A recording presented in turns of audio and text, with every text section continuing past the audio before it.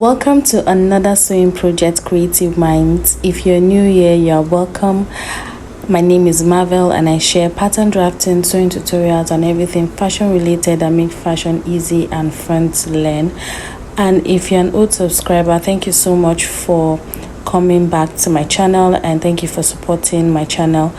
And today's project we're going to be learning how to make this beautiful halter neck dress with ruffle design at the top, and also it has gathers at the down part of this dress.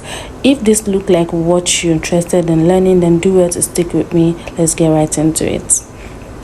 So for this project I made use of a crepe fabric, and this crepe fabric has a kind of pattern which I intend to follow when drafting this dress. Let's get right into it.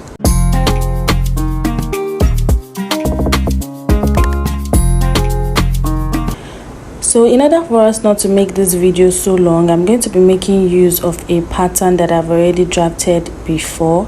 I made use of this pattern in drafting a dress, and I'm just going to be making some alteration, but it's very easy. I'll explain everything to you. I have my chest line, bust point, on the bust waistline, and that point there is my hip line. Okay, and the neck depth I used for this was about 4 by 3 inches, but kindly use 3 by 3 inches for yours so that it will really come out nice. I didn't want anything to be choky at the neck point, that's why I went for 4 by 3 inches. So after inputting your neckline, you can go out at that point there by 1 inches, or you can do 1.5, but for me I did 1.5 inches because I'm going to be using my lining to the half inches as my sewing allowance. So then I curved it down a bit, a little upper to my chest line, then I curved it all the way to my chest line, just like you see me do here in the video. And that's basically how to come about that design on the top. Okay, then at the waistline I went down by 1 inch, then I'm going to curve it down to my hip line right there, which is going to give us that Basque waist effect that is on the dress. So you can decide to give yours a princess dart effect, which I'm going to do for this dress, or you can just decide to just impute your dart at your waistline and just close it up just like this is showing on the pattern, or you can just impute your nipple to nipple measurement and create your princess dart. Don't mind me, I used my free hand for this part, but you can just go ahead and do yours, or you can also go without it. But for me, I'm going to be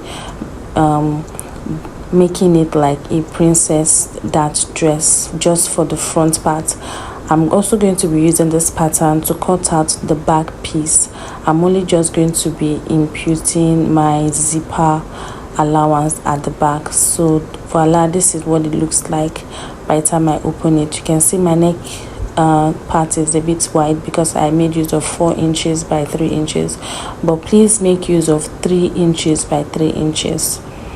So next I'm just going to go ahead and cut out for my back piece just like I said I would, and I'm going to be leaving about 1 inches for my zipper allowance, and I'll pin down and I will just cut out.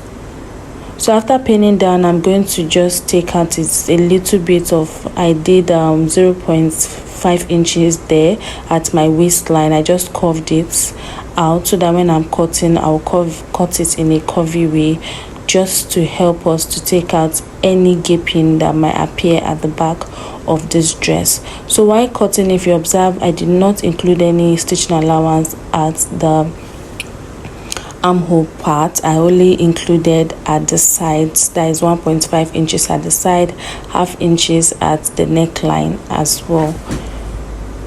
So after cutting out for the back, I'm just going to label my pattern, my side fronts and my center fronts before cutting out, just like I'm doing here. So if you've been following me on this channel, all this process won't be new to you because I've done this several times on this channel. But like I said, it's very easy. It's just you make the way you do your princess darts when cutting your princess. That is very simple. So for the front part, I also went ahead to cut out. I did 1/2 inch on the side and 1.5 inches on the other side. So this is what it is, and I'm also going to be cutting out interfacing for the front pieces and the back piece as well, because I'm going to be using the interfacing to turn the whole of this dress to give it a neat outcome, especially at the armhole area. I included cloth stay on my interfacing of this dress, just the interfacing part, but you can also include your interfacing on both the main dress and your lining piece as well. So the first step now is to join our front piece together. So I'm just going to be joining the sides together, just the way we join our princess and that together. So I'll just go ahead and pin down and join the sides together. I'll also do same for the lining piece as well for the front piece, and I'll come back to show you the next step. So I'll just arrange it just like I'm doing, and I'm going to go ahead and stitch it together. So after stitching together, this is what the front looks like. So next now is to bring my back piece of the main fabric, and I'm going to use my pins to close down my zipper allowance, because now I'm going to be joining the shoulders of the two piece. I'm just going to be joining the shoulder of the main fabric together, and I'll also go ahead to join the shoulders of the interfacing I'll be using. So also go ahead and join the shoulder of your lining piece and your main fabric separately. After joining it, we'll come back and we'll do the next step together. So after joining just the shoulder, this is what it looks like here. So I'll just go ahead and place it properly.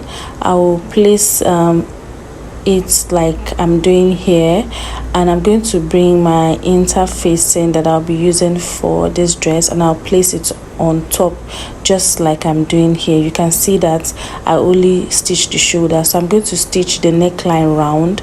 Just watch the way I'm demonstrating my fingers, and I'll stitch the armhole part like so all the way close up, and I'll close up the other side as well. You know, our armhole is going to be a little bit exposed, so we want to have neat edges by the time we are done. So I'll do this and I'll come back to show you. So this is what it looks like. So now I'm just going to go ahead and notch all the sides, and I'll also trim off any excess I might have. So just go ahead and give it a very good notch, and we're now going to go ahead and turn this over using the back piece part. So I'll just go ahead and cut out any excess I might have on all sides, and I'll give it a very good notch before turning it over.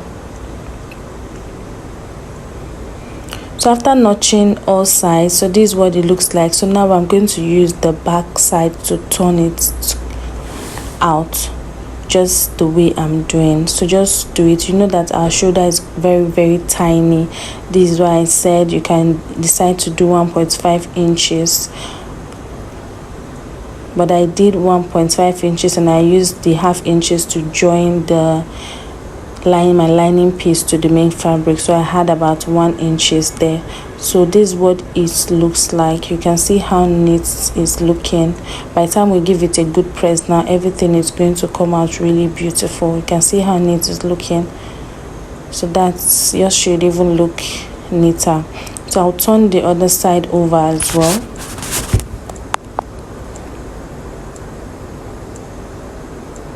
So after turning this out just like I'm doing, I'm going to give it a good press, and I'm going to go ahead and impute my zipper at the back. I'm going to do that off camera. I'll go ahead now and give it a good press. I'll go to my ironing table, give it a good press, and I will insert my zipper at the back of the dress. Voila, this is what it looks like. You can see how beautiful it's looking already. So here this is it. I've already gone ahead to give it a very good press. You can see how neat it's looking. So the next step, you can see the zipper area. I imputed it the way we always impute our zipper. Next step now is to go ahead and impute my measurement and close up the sides of this dress. I'll close the sides of the dress before we work on the ruffle, the gathers at the down part. So I've closed up the side. So now I'll measure what I have there at the gather points, which is approximately the hip line I'm working with. So I'll just go ahead and open it up and I'll measure it properly.